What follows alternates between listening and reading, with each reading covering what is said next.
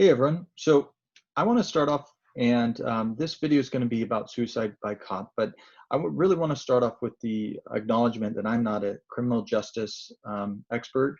I'm not a criminology expert, and so I'm a little bit out of my expertise in talking about this topic. My expertise is in suicide, but this is a unique interplay of the criminal justice field. But I nevertheless want to talk about it so that you can kind of understand this issue. So suicide by cop incidents are police shootings that could be considered suicides because of the subject's precipitated actions. So they do things to provoke or bring about their own death. And oftentimes what happens is the person, when they decide it's a suicide by cop, the person has brandished a firearm at a police officer or at an innocent bystander, and as a result, the police fire upon them and kill them. Now, in terms of the research, some research has found that somewhere between 10 to 29% of fatal officer-involved shootings in the United States have been classified as suicide by cop incidents.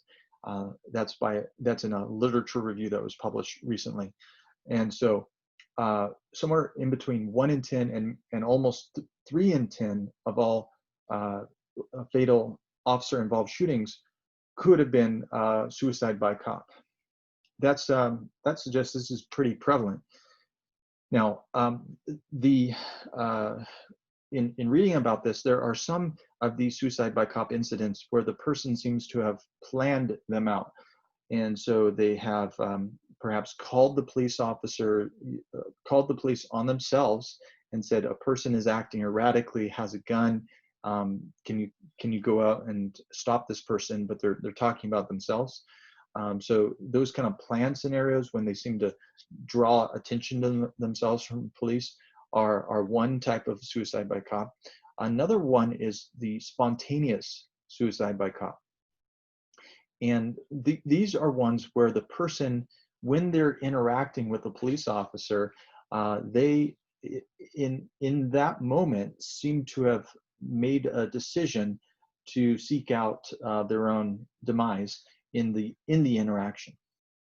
Now that's an interesting point, because what leads them in that moment to seek out suicide by cop? Well, there's some ideas that in certain circumstances, the police officer's behavior and how they treat the individual can contribute to that spontaneous decision to engage in a suicide by cop.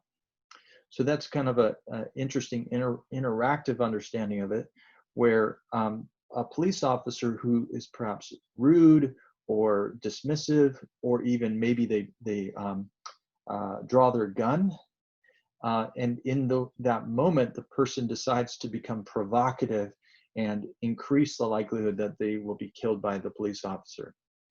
So, so that's an interesting understanding, and it suggests that there could be some circumstances where police officers might actually increase the likelihood of a person dying by suicide by cop. Now, I want to say that, but I also want to acknowledge the research that has found that for every one suicide by cop incident, there is approximately 60 attempted suicide by cop incidents, which suggests that in the vast majority of these incidents, the police officers are doing things that seem to de-escalate the situation and decrease the friction that is going on. So, so that's important to know.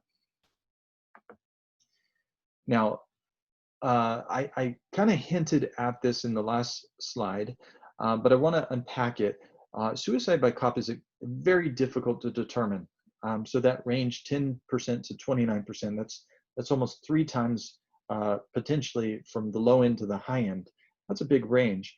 So why is that so wide? Well, one reason it's incredibly difficult to determine if a person had intent to die by suicide by cop when they interacted with the police officer. Now, they generally look for primary indicators. And the three major primary indicators that they would look for is that did they communicate intent beforehand or even during the interaction? Did they say, I'm going to try to provoke the police officers to kill me? Or in the midst of it, did they say, I'm going to get you to shoot me? If they did, that's sort of an indicator that this could be classified as a suicide by cop. Another indicator, perhaps a little bit more fuzzy, is where did they show intent behaviorally? Did they seem to act in ways that are provoking the police officer to kill them? So if that's the case, that could contribute to this being classified as a suicide by cop. And the third thing that they might look for is, did they plan out the contact with the police? Did they make the phone call? Did they seek out police officers? Did they do something to bring about the interaction? Because in most cases where people don't seek out interactions with police officers, so that's kind of an indication that they might be seeking out this outcome. But I say all that with the recognition that there's ongoing disagreement about how these deaths should be coded. Now, just as a more recent and more local example, in July 2019, a young woman was pulled over by police in Fullerton. She was pulled over for reckless driving, and she was shot dead shortly afterwards. Now, initially, the family, if I got my news correctly, initially the family was seeking out a lawsuit against the police officers who did this. They were outraged about it.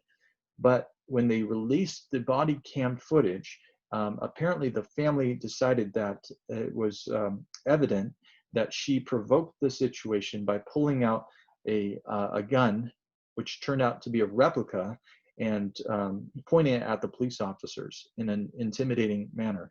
And so that there was this body cam footage that seemed to suggest that she initiated this and sought it out. Now, the last slide I want to share on this is the who are these people and what can we do about it? So, of course, we know that suicide by cop perpetrators are often, it's a very diverse group. But if you were to classify them, the most common would be younger, so probably late 20s, early 30s, white males who have a history of relationship conflicts, so rocky relationships, that have mental health problems and have a history of criminal behavior. So that's sort of the sort of stereotypical suicide by cop incident. And in many cases, the individual is intoxicated when this occurs.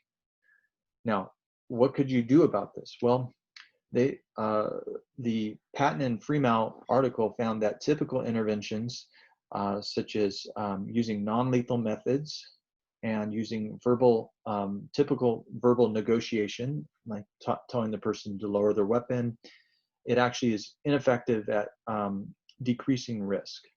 Okay, the situation just seems to escalate if those are the interventions that they're trying to use.